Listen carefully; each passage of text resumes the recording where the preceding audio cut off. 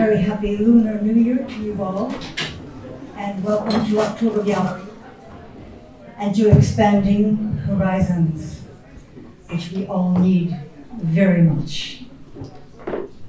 I would like to welcome our artist, Govinda Sah. I'd like to welcome he and his family. He's the only artist who is physically able to be present, and you see his magnificent works here, and in the other room.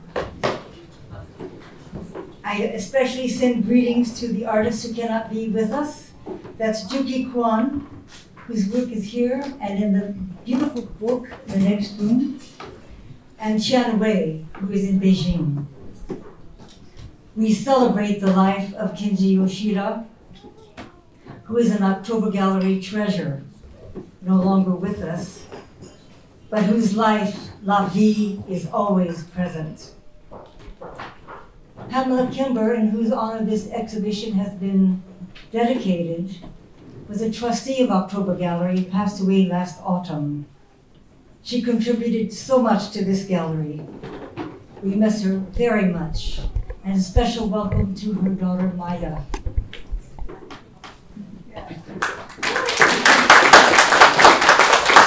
A warm welcome to David Elliott, and when we compare notes, we realize that we've known each other since practically the beginning of this gallery, which is 43 years old.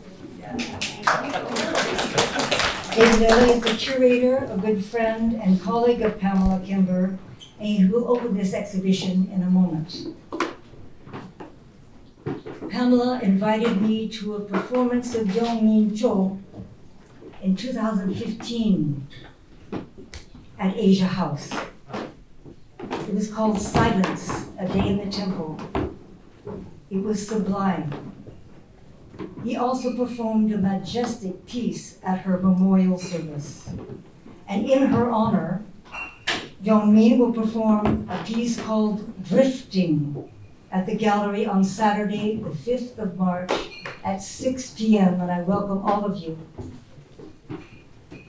I want to especially thank Paul Bloomfeld, and you have to give a cheer, he's probably there. Here he is, right here!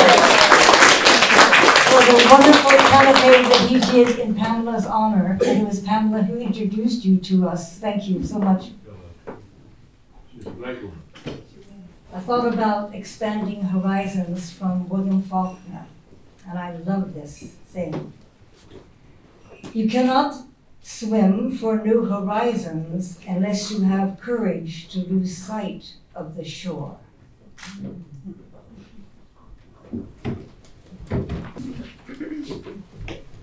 I'm just giving a very brief note as the artistic director here.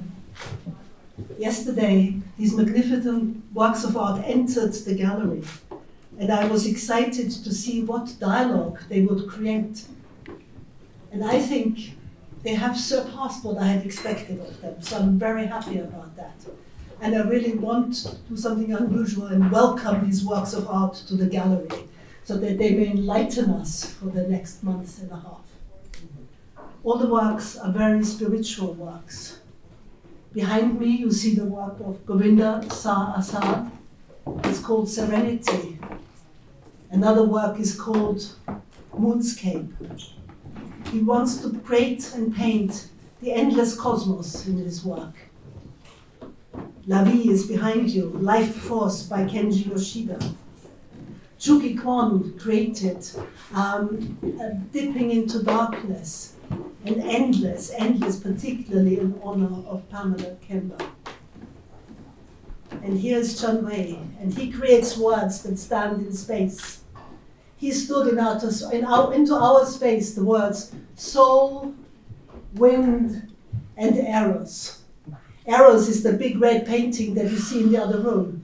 And when we mounted that painting on the wall yesterday, it was as if the sun had risen. That eros had come, the sun had come. So I want these works of art to empower the gallery and also enlighten your spirit and your souls. Thank you.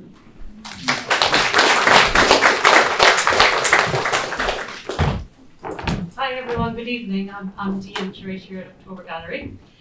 To so many of us gathered here tonight, Pamela meant so much in so many different ways. But in this exhibition, we honour Pamela Kember, the curator, the art critic, the art historian, the champion of artists, the expander of horizons within contemporary art. Pamela, I believe, first came to the October Gallery in 2013. That's for sure when I first met her, and that was with an exhibition by Jukhee Kwon, who you see works by here. And I remember having a conversation with her, and I don't remember the content, but I remember how it made me feel, because we had just hung a huge installation by Jukhee here in the middle of the room. It was 7 books, it was exhausting, but I left the opening feeling invigorated, because having spoken to Pamela, as I'm sure a lot of us will have experienced, you left energized, you left with your mind racing, you had artists you were told to look up, you had exhibitions you were told to go see. So that really left an impact on me. But also, she spoke so beautifully about Jukhee Kwon's work, who she had just experienced for the first time. And she really understood Jukhee's work, and she spoke about it fantastically. So in that real sense, then we asked her to come back and do a talk with Jukhee to close the show, which she did so beautifully, and that relationship continued. And then our relationship, of course, October Gallery and Pamela as Head of Arts and Learning at Asia House continued, which was fantastic. In 2014, Jukhee created a book especially for the Asia House Baggery Literature Foundation Festival, which Pamela hung through the dramatic stairwell of Asia House. That was called Book of Galileo. And again, Dipping into Darkness, the work we show here in the next room, she hung that the following year. And then this continued with, in 2019, showing 3 of the large book works from Redemption by Jukhee, showing works by Hongju. But also, Pamela also came to so many exhibitions here. Exhibitions that were quite special, like Wong Hong Zheng in 2015, Govinda Solo Show Boundless Possibilities in 2016, Tian Wei's solo exhibition in 2018.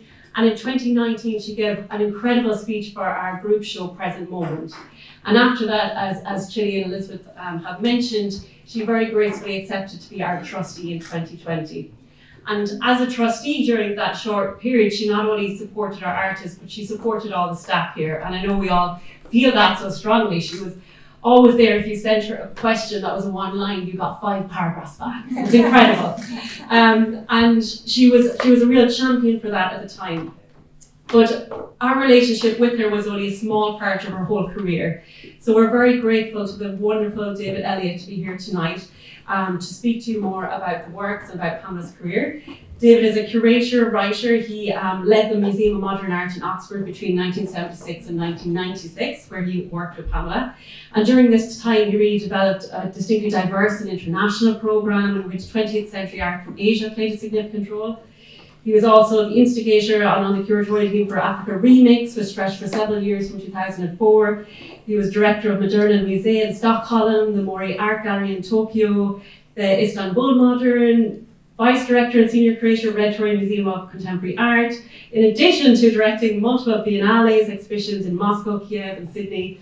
And last year, he has a great publication that came out, Art and Trousers, Tradition and Modernity in Contemporary Asian Art, which is a whole anthology of his writings. So please join me in welcoming David Elliott.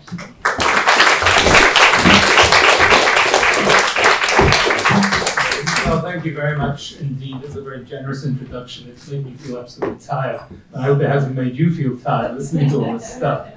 But here to talk about Pamela, and what a person.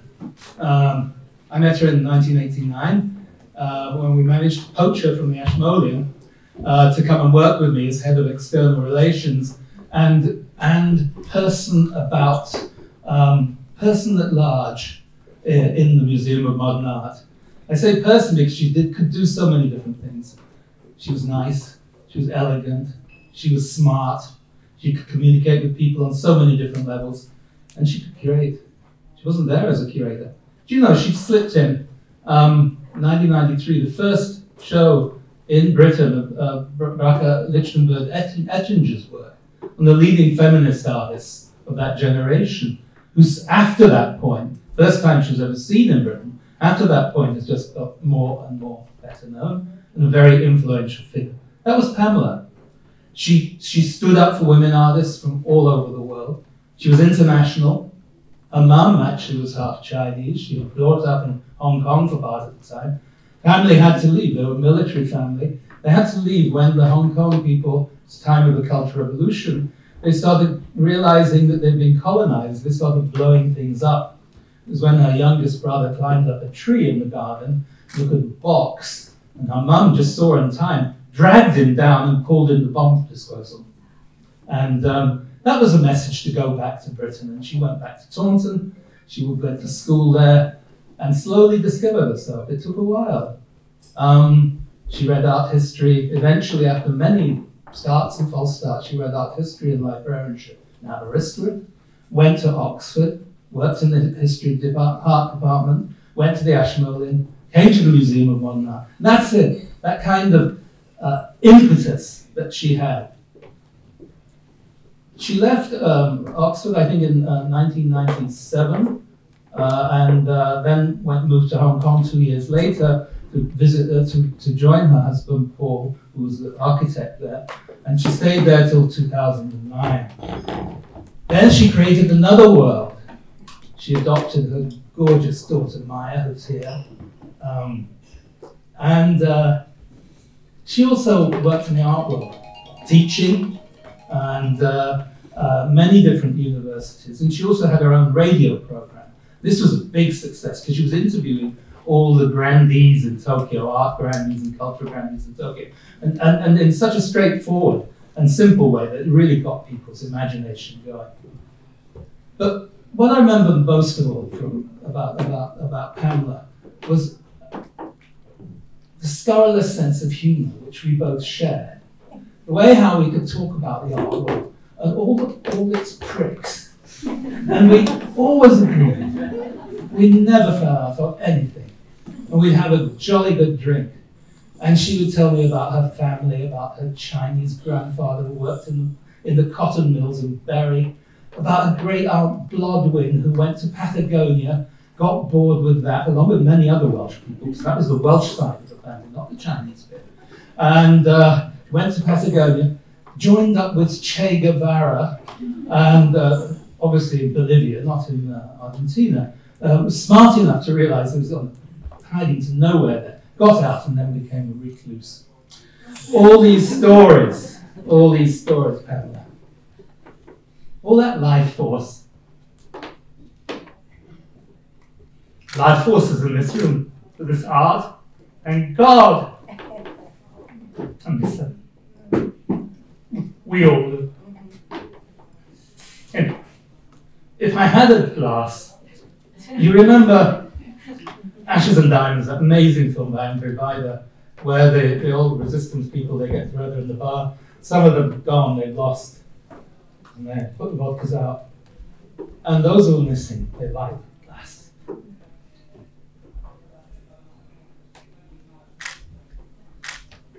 Pamela! We love you!